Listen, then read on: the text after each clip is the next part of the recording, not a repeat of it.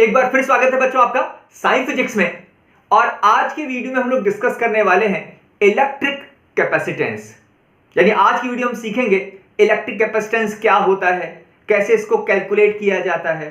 और यहाँ सबसे बड़ा क्वेश्चन आता है कि आखिर आप अपना कीमती टाइम यहां क्यों दोगे, आप आखिर ये वीडियो क्यों देखोगे। तो इसका जवाब है बच्चों कि यहां फाइनली इस वीडियो में मैं आपको ना केवल कॉन्सेप्ट सिखाऊंगा बहुत इजी मैनर में, साथ में आपको हर टॉपिक के साथ मैं डिस्क्राइब कराऊंगा कि आखिर क्वेश्चन बनते कैसे हैं। This is the different thing. और अगर आप किसी टॉपिक पर बच्चों क्वेश्चन बनाना समझ जाते हो, अगर आप समझ जाते हो कि किसी पर टॉपिक पर क्वेश्चन बनते कैसे हैं, तो आपको फिर उसको अप्लाई करना बहुत आसान हो जाए। तो शुरू करते हैं बच्चों इलेक्ट्रिक कैपेसिटेंस। अच्छा, इलेक्ट्रिक कैपेसिटेंस का बच्चों मतलब क्या हो गया? तो इलेक्ट्रिक कैपेसिटेंस वास्तव में एक ऐसी फिजिकल क्वांटिटी है जो बताने वाली है कि किसी बॉडी के अंदर बच्चों मैक्सिमम कितना चार्ज स्टोर हो सकता है या मैक्सिमम कितनी इलेक्ट्रोस्टैटिक एनर्जी स्टोर हो सकती है। यानी सिंपल मैनर में इलेक्ट्रिक कैपेसिटेंस का मतलब हो गया it is a physical quantity which tells that up to what extent, किस हद तक, कितना, मैक्सिमम कितना, up to what extent a body can store electric charge or electrostatic energy। ये तो होगी इसकी क्वालिटेटिव डेफिनेशन कि ऐसी फिजिकल क्वांटिटी। अब बात आती है how can we measure electric capacitance of a body, कि किसी बॉडी के अंदर ये इलेक्ट्रिक कैपेसिटेंस कितना है, ये कैलकुलेट कैसे किया जाएगा, ये मेजर हम कैसे करेंगे। तो वो तरीका भी जानते हैं। अगर आपको किसी बॉडी की इलेक्ट्रिक कैपेसिटेंस को मेजर करना है बच्चों, तो बड़ा सिंपल सा तरीका है कि आप उस बॉडी को क्या प्रोवाइड करोगे। जैसे मेरे पास ये फॉर एग्जांपल एक बॉडी हो गई और मुझे इसका इलेक्ट्रिक कैपेसिटेंस फाइंड करना था, कैलकुलेट करना था। तो मैंने क्या किया, इस बॉडी को इलेक्ट्रिक चार्ज प्रोवाइड किया। जब किसी बॉडी को आप इलेक्ट्रिक चार्ज प्रोवाइड करोगे बच्चों, तो इलेक्ट्रिक चार्ज प्रोवाइड करते ही उसका इलेक्ट्रिक पोटेंशियल बच्चों बढ़ने लगेगा, उसका इलेक्ट्रिक पोटेंशियल राइज करने लगेगा। आपने क्यू चार्ज दिया और उसका पोटेंशियल राइज कितना कर गया, उसका पोटेंशियल वी राइज कर गया। तो बच्चों हर एक बॉडी के लिए उसको दिया गया चार्ज और उसके पोटेंशियल में होने वाले इंक्रीज का रेशियो हमेशा कांस्टेंट रहता है, और दिया गया चार्ज और पोटेंशियल में इंक्रीज का जो रेशियो है जो हमेशा कांस्टेंट होता है। और यही कांस्टेंट रेशियो बच्चों क्या कहलाता है, यही कांस्टेंट रेशियो बच्चों कहलाता है इलेक्ट्रिक कैपेसिटेंस। यानी बड़ा सिंपल सा, इलेक्ट्रिक कैपेसिटेंस निकालने के लिए चार्ज दिया, उसके पोटेंशियल में राइज को मेजर किया और दिए गए चार्ज और पोटेंशियल में होने वाले इंक्रीज का रेशियो निकाला, और जो रेशियो आएगा वो क्या कहलाएगा, इलेक्ट्रिक कैपेसिटेंस, जिसको किस अल्फाबेट से शो किया जाता है, सी से। अच्छा, लग यहां 3 पॉइंट और समझ लेते हैं, बेसिक पॉइंट। सबसे पहले इसकी यूनिट क्या होगी, Q अपॉन V, तो यूनिट हो गई कूलम पर वोल्ट। तो बच्चों इसकी यूनिट हो गई कूलम पर वोल्ट, जिसको फैराड कहा जाता है। तो कैपेसिटेंस की ऐसा यूनिट होती है farad. Nature, capacitance nature wise कैसी फिजिकल क्वांटिटी होगी बच्चों, स्केलर। और तीसरा बेसिक क्वेश्चन आता है 1 farad. How can be define 1 farad, कब किसी बॉडी की इलेक्ट्रिक कैपेसिटेंस 1 फैराड होगी। हालांकि 1 फैराड बच्चों बहुत बड़ी फिजिकल क्वांटिटी होती है, तो 1 फैराड कैसे डिफाइन करेंगे। तो इसकी C की वैल्यू 1 फैराड कब आ जाएगी, देखो C इक्वल्स टू है Q अपॉन V, और इसको 1 कब कह सकते हैं, जब ये भी 1 हो जाए और ये भी 1। यानी अगर आपके पास एक ऐसी बॉडी है जिसको 1 कूलम चार्ज देते ही उसका पोटेंशियल 1 वोल्ट राइज कर जाता हो, 1 कूलम चार्ज देने पर 1 वोल्ट पोटेंशियल राइज कर जाए, तो आपको समझ जाना है कि उसका इलेक्ट्रिक कैपेसिटेंस कितना होगा। उसका इलेक्ट्रिक कैपेसिटेंस होगा बच्चों 1 farad. If electric potential of a body is increased by 1 volt when 1 coulomb charge given to it, then its electric capacitance is 1 farad. अब बात करते हैं क्वेश्चन देखो फॉर्म कैसे होते हैं। सबसे पहला जो क्वेश्चन फॉर्म होता है वो है फॉर्मूला बेस्ड क्वेश्चन। अच्छा, ये फॉर्मूला बेस्ड क्वेश्चन का मतलब क्या मतलब हुआ इसका बच्चों, देखो फॉर्मूला अपने पास क्या है बच्चों, C equals to Q upon V। तो बड़ा सिंपल सा है कि अपने पास फॉर्मूले में 3 फिजिकल क्वांटिटी हैं, और बड़ा बेसिक क्वेश्चन बनेगा कि इन तीनों में से कोई 2 फिजिकल क्वांटिटी आपको दी जाएगी और एक के बारे में पूछ लिया जाएगा। जैसे Q और V गिवन हो आपको, और आपको क्या पूछा जाए, सी पूछ लिया जाएगा। जैसे let there is a body when charge of 10 into 10 to the power minus 6 coulomb given to it, its potential is raised by 2 volt। किसी बॉडी को 10 into 10 to the power minus 6 coulomb charge दिया और उसका potential 2 volt rise हो गया, तो what is the electric capacitance of that body? तो Q दिया, V दिया, और हमसे क्या पूछा गया बच्चों, हमसे C पूछ लिया गया। तो सीधे सीधे फॉर्मूला हो गया C equals to Q upon V। Q लगा दिया आपने, V लगा दिया, सॉल्व होकर आंसर आ गया। अच्छा, दूसरी कैटेगरी ऐसी भी हो सकती है कि जैसे पहले में Q और V दिया था और C पूछा था, अब ऐसा हो सकता है कि आपको C दिया जाए और V दिया जाए।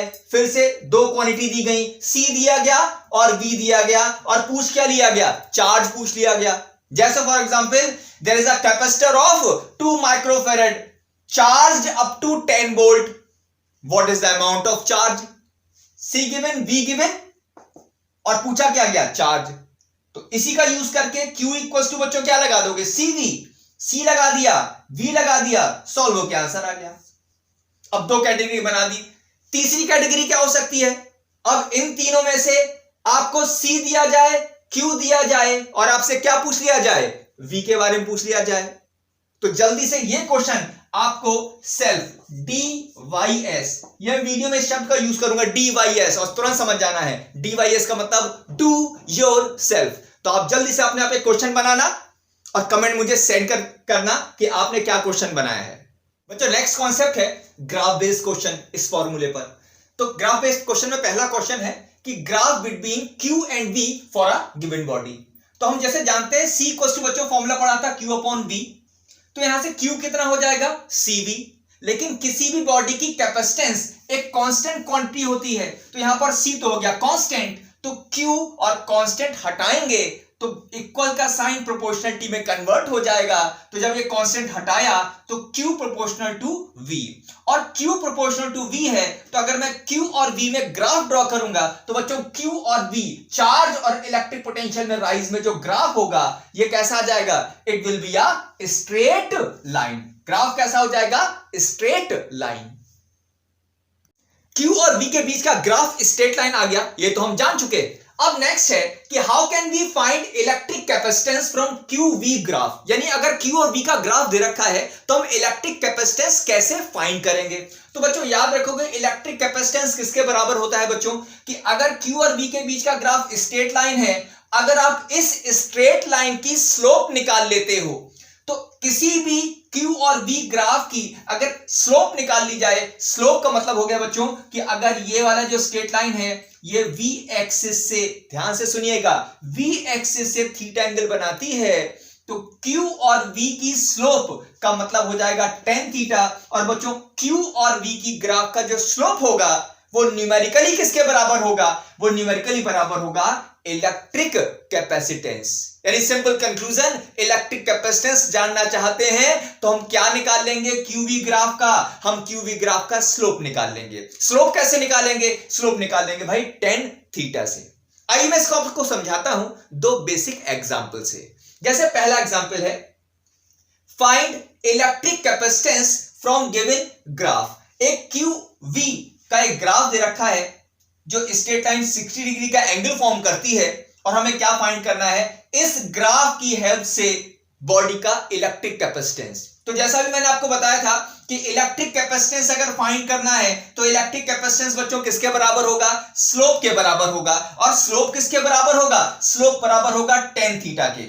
और tan थीटा, यहां थीटा कितना है बच्चों, यहां पर थीटा साफ 60 डिग्री है, तो यहां C मतलब tan 60, और आप सब जानते हो tan 60 की जो वैल्यू होती है ये आ जाएगा √3।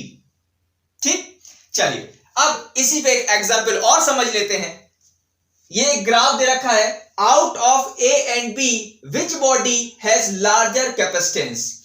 Q और V के बीच में इस बार दो ग्राफ दे रखे हैं, एक बॉडी A के लिए, एक बॉडी B के लिए, और आपको ग्राफ देखकर बताना है कि A बॉडी और B बॉडी में से किसका इलेक्ट्रिक कैपेसिटेंस ज्यादा होगा। तो फिर से basic concept, electric capacitance slope से डिफाइंड होगी।